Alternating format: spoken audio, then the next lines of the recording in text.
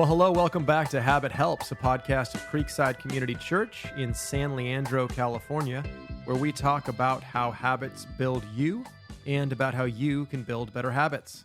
My name is Jeff Bruce. I'm a pastor here. I'm joined by another pastor here. His name is John Bruce. He is my dad. Dad, how are you doing? I'm doing very well, thank you. Good. Good. Me too, on this Victory Tuesday. Yes, Victory Tuesday. Really, it was Victory Monday, I think, is usually what day they celebrate it. It's all week. It's all week. But it's a short week this week. It is a short week. Dad, do the Niners have a flaw? They're coaching. No, they don't. But I think they had to make some adjustments this week. They did. Yeah. Maybe they did, or did they just play better in the second half? No, from what I read, the defensive coordinator was kind of playing the way they used to play defense and not putting in his own stuff. And so they got more aggressive, and that's kind of what shut down the Rams. And you know, Dad, that reminds me of a central truth, that sometimes you get in a rut with your habits, and you got to change them. That's right. You got to change them. It's painful, it's difficult, it's humbling, and yet the end result is victory in life, isn't it? That's right. Victory over whatever ram you're facing, really. Life is making adjustments. Life is making adjustments and replacing bad habits with good habits. That's what we're talking about. And today we're going to continue our series, Smart People, What Proverbs Teaches about building habits. In a sense, Proverbs is really the Bible's habit book. Yeah. Because it's all about wisdom, and biblical wisdom isn't speculative knowledge, it's practical knowledge. It's learning how to develop the skills, the habits, the disciplines we need to work with the grain of God's universe. Right. To embrace the created order as God has given it, and then work in concert with it. And so Proverbs is all about habits, financial habits, relational habits, beginning with the fear of the Lord, taking God seriously. If he's the creator, if he's made everything, how do I take him seriously, and what habits should I cultivate? So that's what we've been talking about, and we've moved from money to relationships now. We've talked about marriage, the most important relationship, but now we're going to talk about another relationship that I think Proverbs would say is incredibly important, and yet many people in our culture would say is not that important, or at least it doesn't seem to be that important based on what we see in culture, and that relationship is friendship. Right. Proverbs talks a lot about picking the right friends and prioritizing friends. Right. Dad, where would you like to start, friend, in talking about this issue? Well, I think just to kind of get the background a little bit, America has been on a steep decline in the priority of friendships over the last 50 years or so. The percentage of people who volunteer for political campaigns are about half now what they were in the 60s. Membership in PTA, Shriners, Rotary, clubs like that are less than half of what they were in the 70s. Church attendance is down 50%. People visit friends for dinner or do things socially far less. Every measure of participation in community and civic life has declined steadily over the last 50 years. Most people don't know their neighbors. I think it's a quarter of Americans say they have no one they can share their problems with. They're totally alone.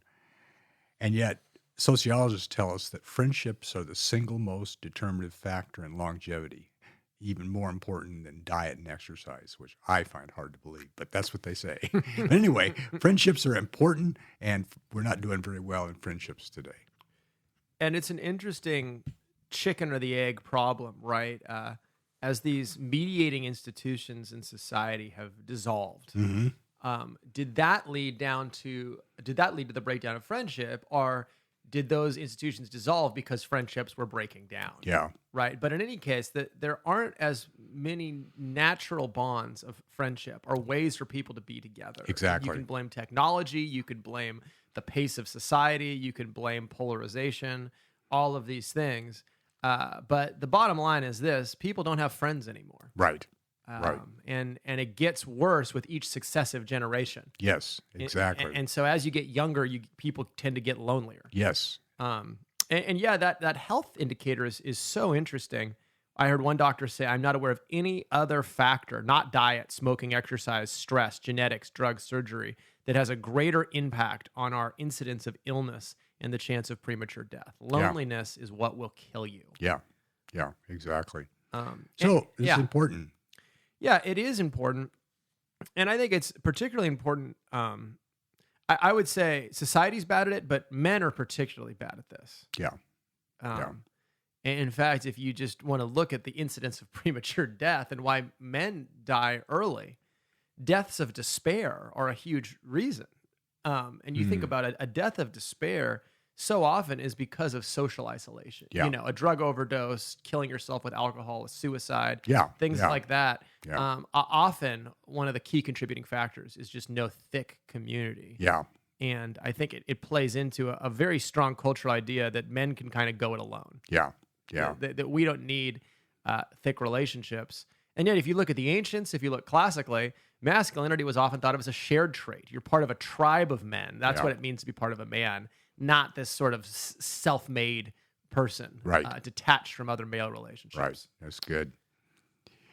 Well, I thought we'd jump off with Proverbs 13:20 as kind of a theme verse for this. I think we'll probably spend a couple of weeks on this. I'd like for us to spend this week on just why friendships are important. Great. And then next week, next time we come, we'll do how do you make friends? How do you keep friends? Those come from Proverbs. So Proverbs 13:20, he who walks with wise men will be wise, but the companion of fools suffers harm. And I think what that proverb is saying is that we become like those with whom we associate the most. Yeah. The friends we choose will have a powerful impact on us, whether good or bad. And that's why we need to be careful in having friends and picking the right friends. Yeah, it makes me think of Psalm 1 and the contrast that the psalmist gives us. Blessed is the man who walks not in the counsel of the wicked, stands in the way of sinners, sits in the seat of scoffers, but his delight is in the law of the Lord. And so there's this contrast between being shaped by God's word or being shaped by what? The counsel of the wicked, the way of sinners, Yeah. or the seat of scoffers. Yeah.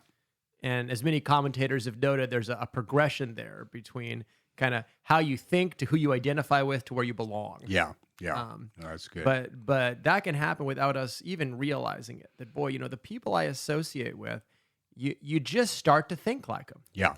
Even without knowing it. You take on their priorities. Yeah. You take on their opinions. You take on their attitudes toward life. Yeah. Their goals become your goals. Right. No, that's a great point. It's the current of the world is going the opposite of the way of God.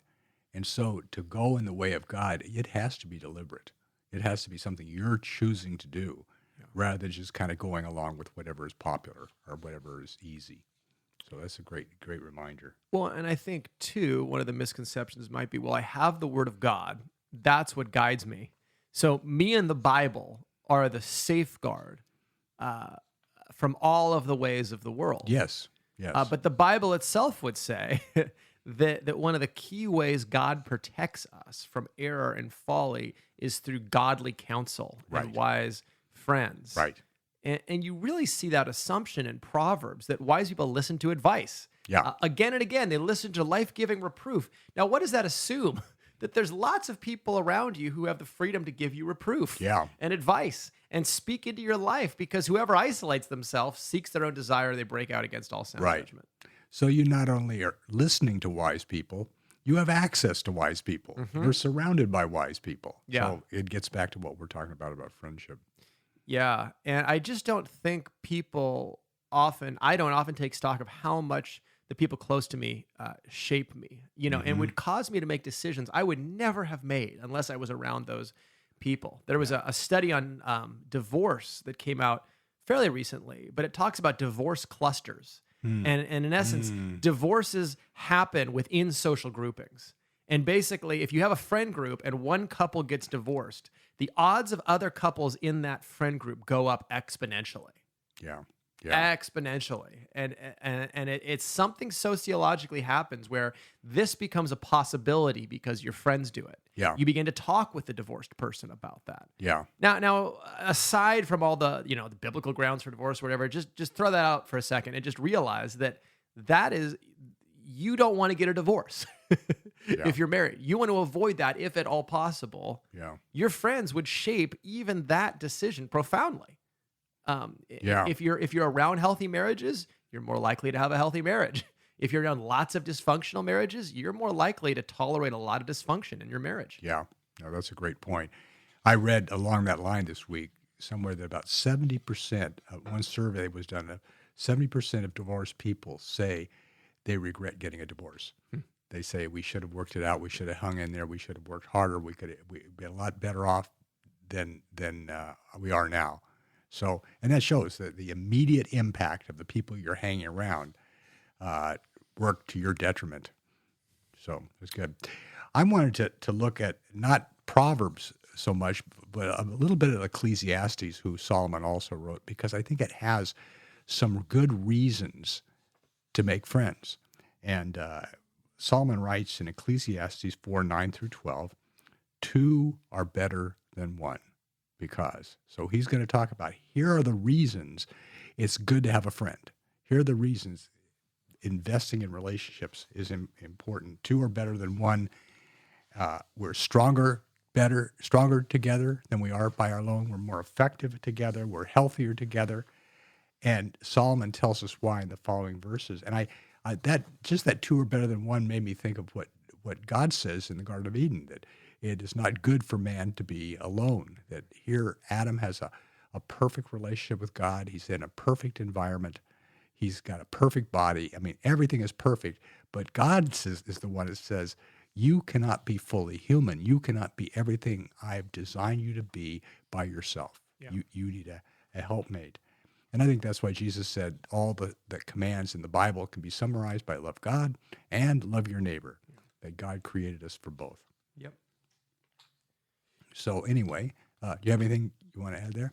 So the first reason he says that two are better than one because they have a good return for their labor. So it's just greater productivity. Yeah. That you can accomplish more together than you can by yourself. And Solomon continues, for if either of them falls, the one will lift up his companion. But woe to the one who falls when there is not one to lift him up. I think what Solomon is saying is that none of us are made out of steel. We all get weak. We all get just ill, or we lose sight of the goal or stuff like that. So when you're laboring along with somebody, they can give you strength when you need strength. They can give you direction when you need direction. Because we all get discouraged. We all get tired. That's just part of the human. We all make mistakes. Yeah. And I think that's why business partnerships tend to do much better in new businesses than sole partnerships, because they get discouraged less.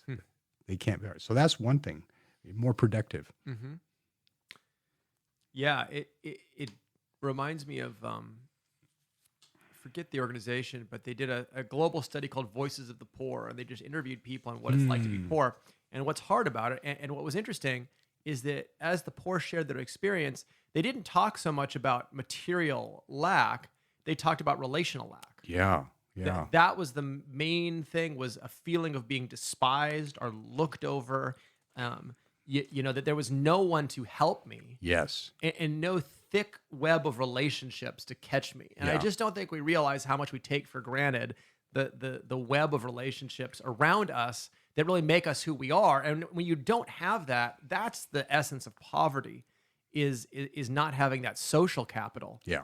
As you're saying, there's such a link between those things. Yeah. Between your the cheesy business, what your network is your net worth, is what they always say. But there is truth to that. That we are enriched so much by relationships. Yeah. And that actually does lead to greater security, which is what Solomon is saying there. Yeah. That if one falls, you have someone to pick you up. The greater your social capital, the more protected you are. Yeah. From harm. That's great. Yeah, I think one of the great myths in American culture is the myth of the self-made man or the self-made woman. that people that think, well, I'm responsible, but they don't think of all the doors that were open to them through relationships, or people who gave them a chance, or people who just introduced them to someone or something like that. That the thicker the web of relationships you have, the more successful you're going to be, because we need each other. I heard someone talking about Tim Keller, and they reflected one thing about his life is that he would always spend time investing in promising young thinkers who really had nothing to offer him. Huh. That he would just give them his time. That's great. But the reason is that he could open doors for them. Yeah. Yeah. That no one else could. Yeah. And he wasn't getting a return on it. But it really shows you we all need those kind of relationships where someone of higher status, higher power opens a door for us to get through a barrier, or gives us access to a world we wouldn't have had access to otherwise. Right. And for those that are listening to us that are in a position to do that, it just makes your life so much richer to be able to be a door opener and someone who links you with somebody who can really use you or help you or something like that. And no, that's good. Well, greater productivity. The second thing is greater encouragement. Why are two better than one? First of all, if you fall, you have somebody to pick you up. Second, when it gets cold, there's someone to keep you warm. He says, furthermore, if two lie down together, they keep warm, but how can one be warm alone? And I remember years ago reading an article in a business magazine about, is called The Story of the Sadhu. A sadhu is a Indian holy man. And these Americans were up hiking in the Himalayas. Well, more than hiking, they were climbing a mountain, and a blizzard set in, and they realized they needed to get down that hill quickly, or they're going to die. Get back to their base camp. So there's three of them, and as they're going down the camp, they come across a very thinly clothed man who was almost frozen, just lying in the snow there. And apparently, this holy man was trying to hike up the mountain for whatever reason, but he had passed out. And so two of the men just left, we can't help this guy, and continued down the hill. But one of the men got him on his back and started painfully moving down the hill, and the blizzard got worse and worse and worse. And finally, the man with the man on his back tripped over something. He looked to see what he tripped on, and it was his two buddies who had frozen to death there. But he and the sadhu made it all the way to the base camp because the body warmth between the two of them kept them both alive and moving in that case. And I thought it was a great illustration of just how we can do things with other people that we can't do by ourselves. Good enough to steal for a sermon. Dave. Yes. That's a great illustration. It's a great story. Isn't it? Absolutely. And I find that's what happens to me, that when I'm alone, I lose perspective very quickly. Yeah. And all I have to do is go talk to my wife, or talk to you, or talk to some friend, and I get my perspective right, and it's encouraging and everything else. And God uses people to set me right. Yeah, I think we underestimate how dangerous it is to live in our own minds. Yeah. Yeah. That if that's our only feedback loop, is just being stuck in our minds, it is such a grace to hear the perspective of someone else, because it does get us back into sobriety, back into reality, just interacting with another human being. It's a connection to the world, to the external world that we desperately need. Yeah. And I heard a therapist one time say, if you're depressed, you don't want to hang out to anybody. Here's why you need to hang out with someone. Just go have lunch with someone. If you don't find them interesting, because they are your connection to humanity. That's good. And you cannot cut that off. Yeah. And I think that's really what it is. We don't realize how much we need just the connection for our own sanity. Yeah. And I think that story illustrates it perfectly. In one sense, you're carrying this guy, you think he has nothing to offer you. And yet just your connection to them is actually doing more for you than you could possibly imagine. He probably couldn't even speak the guy's language. Right. Yeah. Yeah. And I think that's why Paul says in 1 Corinthians 12 that no Christian can say to another, I have no need of you. Yeah. And so Solomon says, do not forsake your own friend or your father's friend. Do not go to your brother's house in the day of calamity. Better is a neighbor who is near than a brother who is far away. Proverbs 27:10. That people with families tend to neglect building friendships. But you need to have neighbors. You need to have friends besides your family, because your family's not going to always be available for you when you need them. So I think it's just, I remember when Ginny was 13, doctor discovered a huge tumor in her stomach. And I don't know if you remember it, but we all went to the movie because we were just so decimated by this, and we wanted something to take off our minds. So we went to some silly kids movie about baseball, and it didn't make us feel any better. And we got home. But when we got home, there were all these messages on our recorder from all these people from church who were saying, we're praying for you. We heard about Jenny. And there was just something that just strengthened us and just restored our spirits right there when we just heard all these people were standing with us. And fortunately, it turned out to be, she had an operation. It was a benign tumor, and she was fine. But it's terrifying to parents to have something like that. And it was the church that got us through it. So that's another thing that why are two better than one? Because when you fall, there's somebody to pick you up. When it gets cold, there's someone to keep you warm. Third, when you're attacked, there's someone to help. Two are better than one because if one can overpower him who is alone, two can resist him. A cord of three strands is not quickly torn apart. We're stronger. We're safer together. And I think especially in this society, with the high crime and all the things that are going on, to be together is invaluable. Yeah. It strikes me, where you hear this verse quoted the most is in wedding ceremonies. Yeah. Yeah. And that's telling in our culture that people assume, well, the place I'm going to get this is from my spouse. Yeah. Yeah. And they'll be my friend.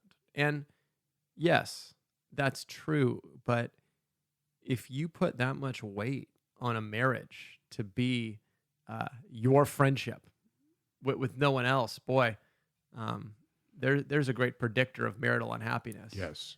Yes. That's a great point. You need other friends. And your spouse cannot do all of that for you all the time. That's right. And I think that's what we said about men ending up life in despair and lonely because they had great wives. They got all their social needs met through their wives. And then their wife is gone or their wife is preoccupied and stuff like that, and they're lonely. Mm-hmm. And they've never learned how to make friends or how to be a friend and all those things. Anyway, greater strength. I know I have done the gutsiest things I've done with other Christians rather than alone. Yeah. I've done things with other Christians I never would have even thought about doing alone. Yeah. And we're braver together. We're stronger together. We can do things together. I think about playing contact sports, whether it's football or rugby. What will give you the fortitude to go out and make that first hit, even though it hurts every time. It's for your brother who you're playing aside from. And if you see them do it, you are so much more willing to throw your body on the line. Oh yeah. When you see them go out and do it for you. Yeah. And it's like, I'm not going to be the one. I'm not going to be the weak link in this chain. I'm not going to be the one who fails to do my job. Yeah. If they're hurting like that, then I'm going to go hurt. Yeah. I was one of the smaller and slower guys on our rugby team. And at first I was so intimidated because the other team was so big. But what I learned was it didn't matter how big I was. What mattered was how big the guys on my team were. And we had one of the biggest, fastest teams around. And I had a great time because I was with those guys and they all knew how to play. And all I had to do was just kind of tag along and grab somebody and wait for somebody to come help tackle him and stuff like that. So it was get an ankle. Yeah, exactly. So that was it. Exactly what you're saying is that. So we're stronger together than we would be apart. We will always fold to fear when we're alone. And it's such an American idea that courage is this solo thing. Yeah. That, here's the one guy who stands alone and they go be courageous. But in reality, like you need your band of brothers, you need your team, you need your friends. They're the ones that are really going to fortify you to do risky things in life. Yes, exactly. And that's so true spiritually. Yes. That when you're with, when you have friends who are striving to please God, you will be a lot slower to give in to temptation than when you don't. Because like attracts like. And so we just get so much more strength just for living the Christian life when we're with other people who are serious about living the Christian life. It's good. So last thing is greater wisdom. Why are two better than one? And again, we're done with Ecclesiastes. We got 3 of the reasons two are better than one from Ecclesiastes. The other one is we're wiser. And that's Proverbs 13:20, which we saw. He who walks with wise men will be wise. Proverbs says no one is born smart, that wisdom has to be acquired. And the only place you can acquire wisdom is from wise people, Yep. are from the scriptures. And I remember reading somebody said that we are the result of the friends we have and the books we read. Yeah. So you will become like the people you associate the most with. Yep. And that's just a given. And so Solomon says in Proverbs 27:6, faithful are the wounds of a friend, but deceitful are the kisses of an enemy. That you can't trust enemies because they don't have your best interests in mind. They have their own best interests in mind. But friends, a true friend will wound you when you need to be wounded, to rebuke you, to correct you, to change you, all those things. And the only way we grow is when the pain of staying the same is greater than the pain of changing. Mm-hmm. And good friends bring the pain. Yep. They bring the pain of why we need to change. Mm-hmm. And that's for our good. Yeah. We love comfort. Yeah. And a good friend will not let you sit in comfort. No. So it's good. Oil and one more, and then we're done. Proverbs 27:9, oil and perfume make the heart glad, so a man's counsel is sweet to his friend. And you think, how many people do you know that have a big decision to make? They don't ask for any advice. They try to make it on their own. And yet, Proverbs says, wisdom says, a man's counsel is sweet to his friend. Yeah. It's sweet because he's a friend, and presumably he's a wise friend. Yeah. And so he helps you to be wise in areas you're not wise in. Yeah, I've really noticed that in our culture that people make big decisions and then announce them to their Yes. friends rather than bringing their friends into their decisions, Yeah. right? So like a great example to me is I've had a few friends who we've really talked about moving when they'll move to a new area for a long time. But that is the exception Yeah. rather than the norm. Yes. Normally, people announce, hey, we're moving to a new area. Yep. And we're out of here. Just let you know. And then, you're supposed to bless that decision. But to me, that's one of the most consequential decisions you're going to make. Yeah. Especially if you're rooted in a faith community that's solid and that you've spent years and years and years developing these relationships. And then all of a sudden you just decide to up and leave.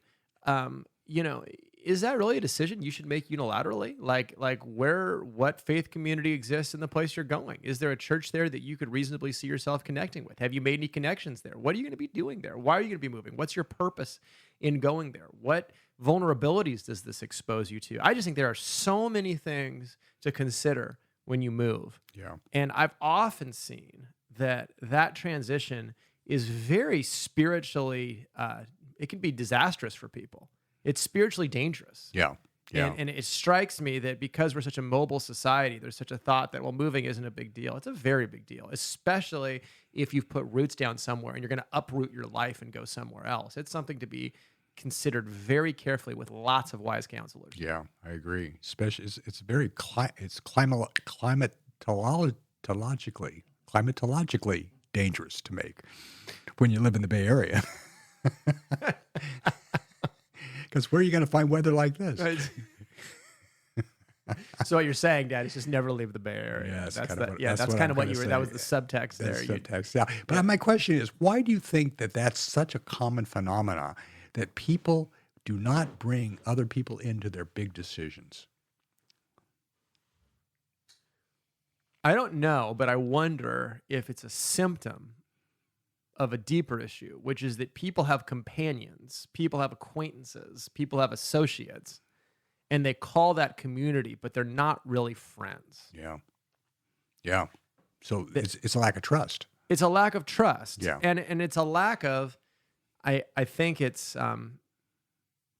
I think we want to make decisions and we spend a lot of time by ourselves in this culture, ruminating, thinking about our decisions for a long time Yeah. before we bring anybody else into them, Yeah. just because we're more isolated. Yeah.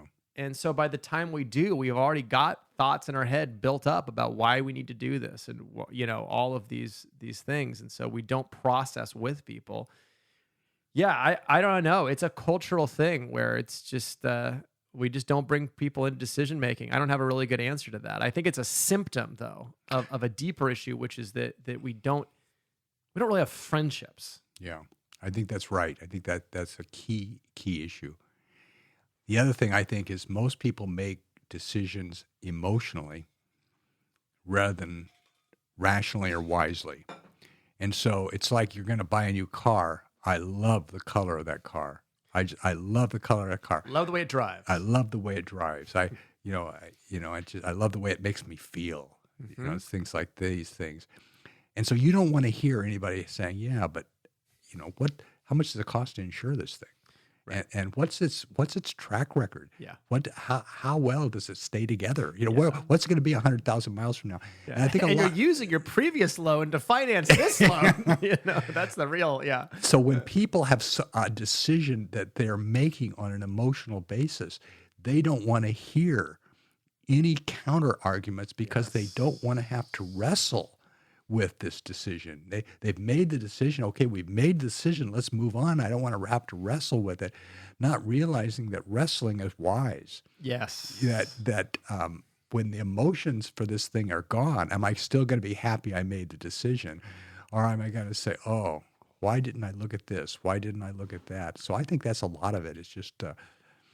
Yeah, all of a man's ways are right in his own eyes, but a wise man listens to advice. Exactly. When you want something, what the heart wants, the mind will justify. Yes. And you will come up with all of the pros. Yeah. And minimize all of the cons. And I think we have such a high priority on acceptance in this culture that the best thing you can be as a friend is accepting and affirming. Yes. Yes. So I want to marry this person. I want to be in a relationship with this person. Well, the highest goal of life, if it's self-actualization, well, this is something that's really deep in your heart that you want. And so my job as a friend is to be supportive, Yeah. to be affirming of that. It's not to question. In fact, you're a bad friend Yeah. if you will question my decision-making. You don't trust me. You don't, and so I think you see a lot of that in our culture. Yeah. Whereas Proverbs would give the exact opposite. Like, if Yeah. you really trust someone, they're going to be kind of a jerk to you in the sense of Yeah. they're going to push back and say, no, that's not a good idea. And here's why. And here's why I wouldn't do that. And Yeah. I think my closest friends, all of them have said things to me that have bothered me. Yeah. Yeah. I said, why would you tell me that? Why would you speak into my life that way? And then I think about it for a few days and go, you know what that means? That they've thought enough about my life to actually ask a question where they have a concern. Yeah. I really need to take that more seriously than I'm taking it. Yeah. So we just need that. And you're not a good friend if you're just supportive, affirmative, accepting all the time. Yeah. I think that's why the more you read the Gospels, the more you see that Jesus would be considered very rude in our culture. Yeah. Because he's constantly doing that. Yeah. And but because he loves people. Yeah. And he knows they're moving in a destructive way. Yep. Well, this is why we need friends. I think next time let's talk about what Proverbs says about how to get them, how to keep them. Great. Sounds good, Dad. I agree. Usually that's what I do is transition out, but you just did. And I'm grateful for that. I'm not going to rebuke you for that, even though sometimes a friend would rebuke. But I just want to tell you I appreciate that transition. Hey, friends listening. Thank you for listening. We'll be back again. Talk about how to make friends, how to keep friends. Hopefully you realize you need them and help you take next steps in making those relationships. We'll be back with you again soon.